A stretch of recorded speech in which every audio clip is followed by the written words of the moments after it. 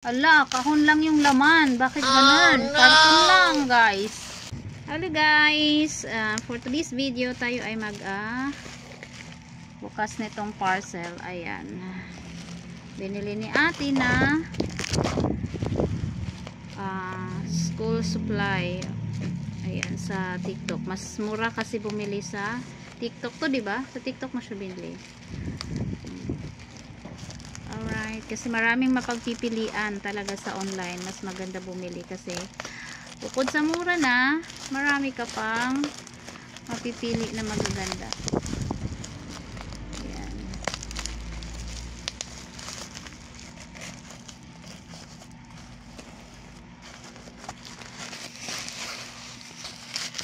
Ano ang laman yan?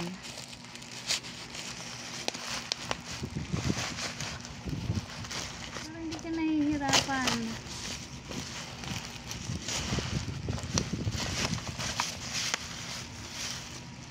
Ala, kahon lang yung laman. Bakit ganun? Karton lang, guys. Oh no! Karton lang yung laman. Oh, yan. So, yung binili ni ate.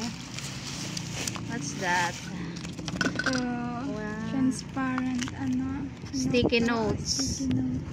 Yan, sticky notes. Tapos, ito, correction tape. Tapos, ito, siya, adhesive tape yung nasa loob. Adhesive tape? Oo, parang double-sided tape. Para pag ginanon mo, hindi mo na siya. Okay. So, ito, highlighter. Oh, Orange. kala ko lotion. Kasi okay. Tapos, ito, ball pen. Ang daming ball pen. Ball pen pang Tapos, mga pilot pen.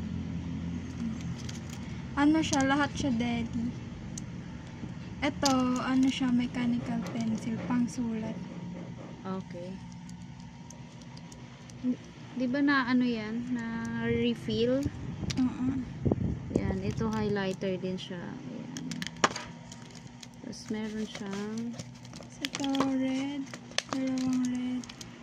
Blue. Ayan. Puro ball pen. Tapos ito, isang highlighter na pink.